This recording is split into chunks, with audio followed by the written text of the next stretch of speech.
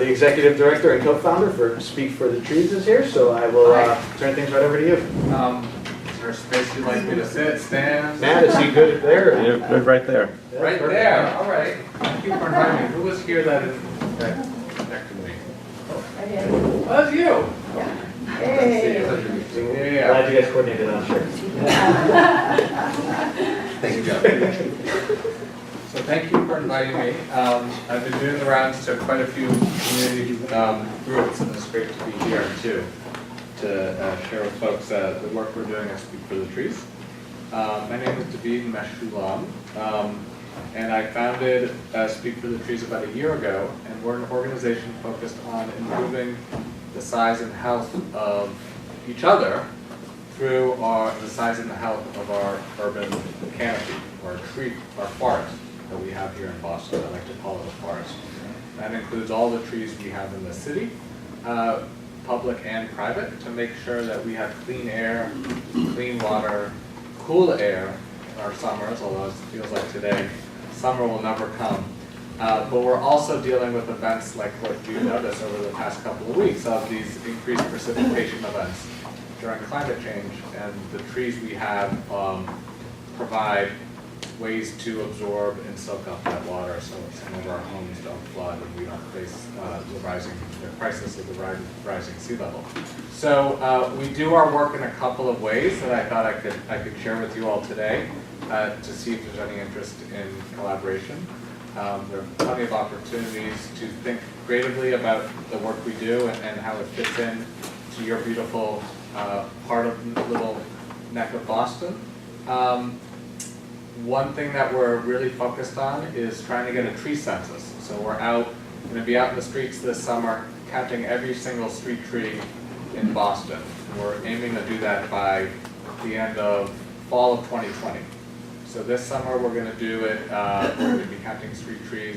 We aim to get about a third of them counted. We think all in all the city has about 40,000 street trees. So we're aiming to count something between 12 and 13,000 this summer in whatever neighborhoods we can sort of get into. We're doing that in two ways. One way we're doing that is we are working with a group of teenagers through the Boston Youth Employment Engagement Office. We're hiring them this summer to go out. There are teen urban tree corps members. They're out in the streets. They're going to be measuring trees, identifying them, and then uploading them onto an app that we have a site license for. And that data is going to be immediately accessible to anyone who wants, whether it be municipal officials or residents. So you're going to be able to see what the tree in front of your home is and learn about it and learn about the benefits it's providing you and your community. The second way we're doing that is we're training local residents to do the same thing. They're not going to get paid, but they have an opportunity to connect to each other and connect to their communities by walking around and learning how to also identify and collect data on street trees. So we offer trainings. If you can get like 10 or 20 people in a room, we'll come for a morning and we'll train you on how to use the app, on how to measure trees, on how to identify trees. And especially interesting to us is to mark those spaces where new trees could go. Those spaces maybe where there used to be a tree. So we can now do some targeted community outreach and planning for future plantings, working in coordination with city officials about where those communities are that have highest need or highest availability for new street trees. And then doing the outreach, sort of the door knocking, the education to neighbors and residents about how to take care of a tree, whether or not they want a tree, what kind of tree they want in front of their home, if they want one at all. I know not everyone likes trees as much as I do, but I think trees are a critical part of creating a healthy and resilient Boston for all residents. The other day, we were in Dorchester in the Geneva Boda neighborhood. We had a grant through Arbor Day Foundation to give out free trees to residents to plant in their yards. That's another program we do. Within half an hour, we've given away 70 trees. It was amazing. I mean, like everyone just wanted a tree.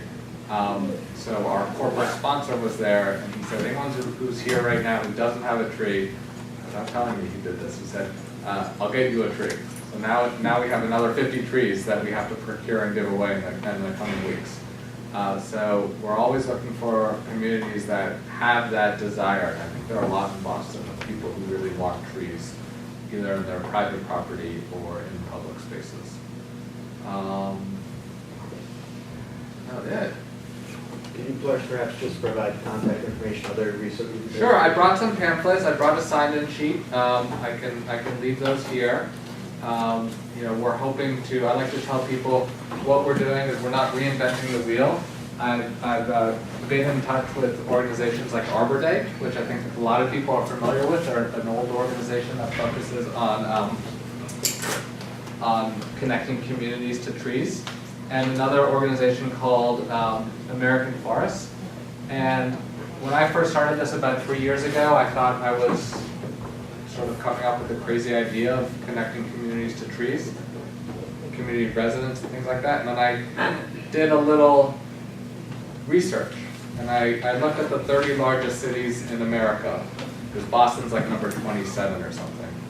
And I said, you know, which ones of these have an urban tree nonprofit, an organization that connects people to trees? And I found a lot in California, and I found a lot in the Midwest, and then I found a lot in the East. And then I figured, I did a list, and out of the top 30 cities, 28 of them had urban tree nonprofits. It was just Boston.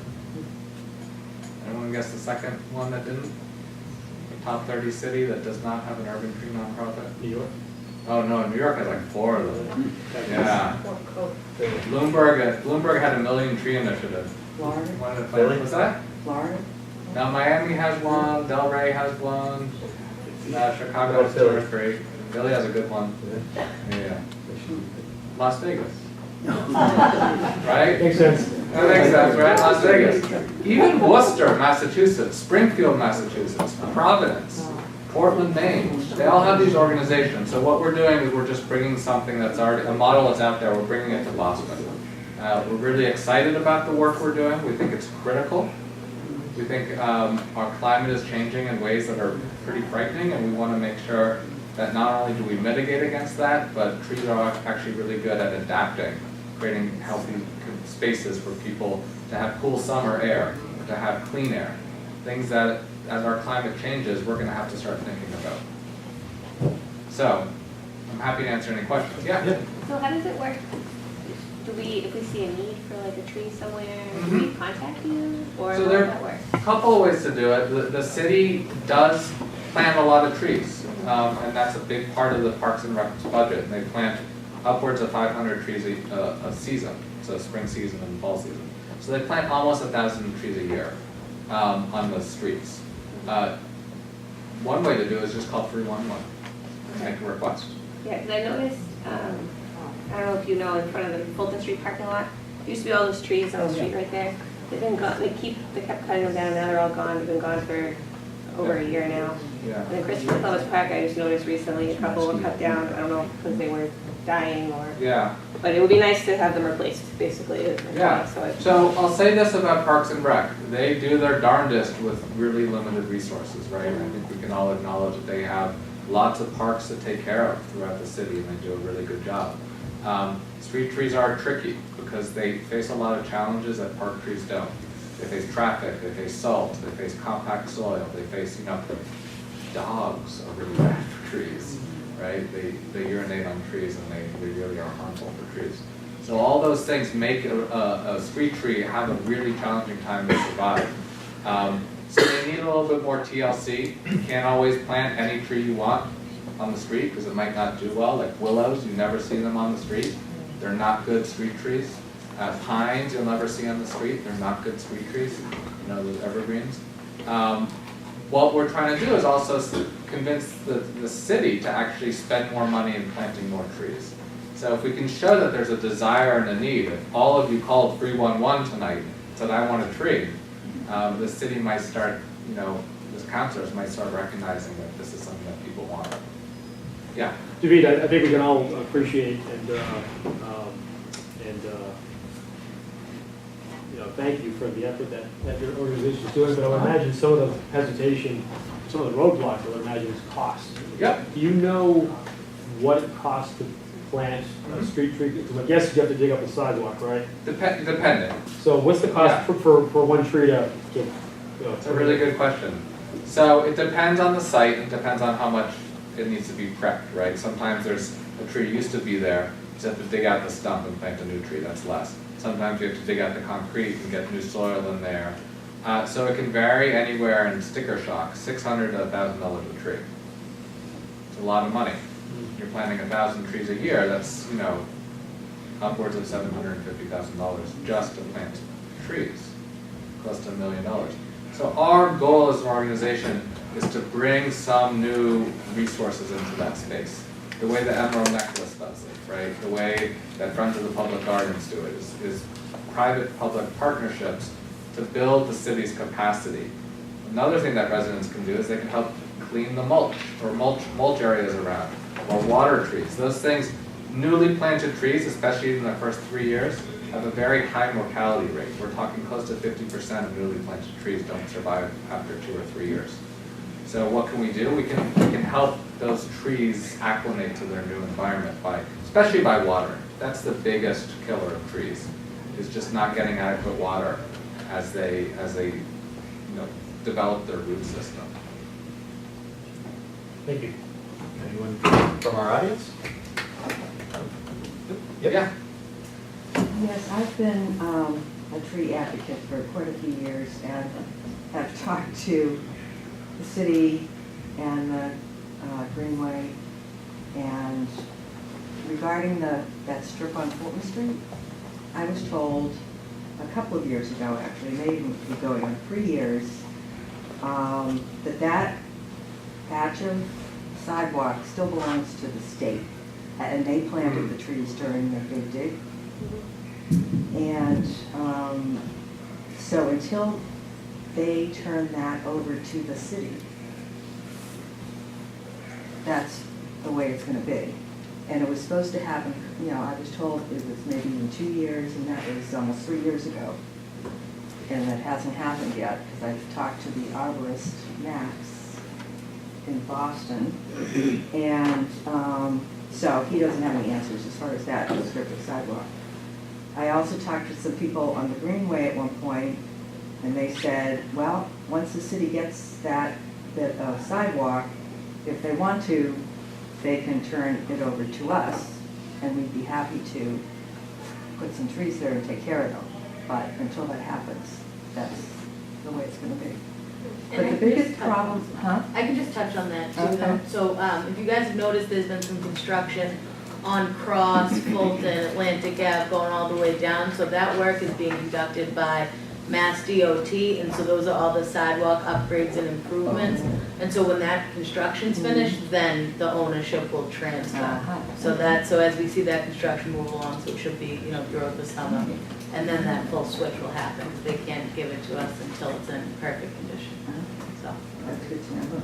But the other main problem, and I know Max actually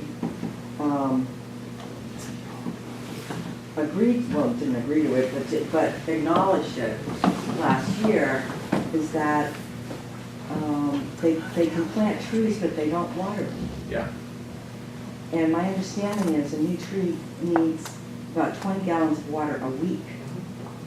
So unless you have an easily accessible water source near some of these street trees, hauling 20 gallons to a tree every week is a little challenging. I mean, I've tried it on there were a couple of new trees. Well, they're not new anymore. They're maybe 2 years. One survived in front of CVS. One was just planted in front of Gelateria. And I took it upon myself to put some fences around them so that people wouldn't walk through the pits. And dogs wouldn't pee on them and bikes wouldn't be chained to them. And the CVS tree managed to survive. The one in front of Gelateria didn't, and I think it had more to do with the soil quality. And I tried to water as much as possible. And there were tree gators, these green bags that you can put around them, but they're not magic. They need to be filled with water Every week. in order for them to water the tree. It waters them slowly. But again, the water source is the biggest issue. So it's complicated, like Yeah. most things are in municipal, care and maintenance. From what I understand, when a new tree is planted, it's usually actually not planted by the city, it's planted by a contractor. Right. And part of the contract requires them to water that tree for 2 years. It's sort of guaranteed, it's insured, right? And if the tree doesn't survive, they're required to replace it. Right. It's actually, from what my understanding is that it's cheaper for them to not water the tree every week, with the risk that it will not survive, and then go replace it, than it is for them to water it every week. How is it ever gonna grow? I mean, how are you ever So gonna get it this is insured? the missing link, right? This is where I think we need an organization like ours to link people caring with education to know how to take care of the tree. There are lots of ways to do it, and I'll just give you 3 that we've thought of in our organization. One is to buy a watering truck to go around as a nonprofit and water trees, right? Another is Cambridge has a model where they hire a group of teens over the summer on bikes to go around with hoses and they water trees. And the way they get access is they actually have worked with DPW and they use fire hydrants. Another way to do it is to just knock on neighbors' doors and say, can I borrow your spigot? Right, and that's another way You to. need some kind of connection for a hose. Right, so you walk around, like you get teens or something, or you get interns to do that. There are solutions to these problems. It's not insurmountable. It just is gonna take a collective sort of will and vision to do it. The city has some capacity, but they're clearly not able to water a new tree every week 15 gallons. I mean, that's 500 trees, or that's 1,000 trees a year for 2 years. You can water, that's 2,000 trees every week. And the trees are all over the city. It's not like they're planting 10 trees on one street and they can do boom, boom, boom, right? That's another problem. So I really see this as an opportunity because I think enough people care about this issue. I think we just need to find a way to have that. There's the people up here who are managing the forest, and then there's us on the ground who are like really care about these issues. But there's nothing linking those two, and that's one of my visions for organizations. How do you bring all those advocates, those tree lovers, to be sort of an army of tree carers, and we're calling them volunteers. Anyone else in the audience have any questions? And then you said you do have stuff to. Yeah, so I brought some brochures if you like. They explain a little bit about the organization.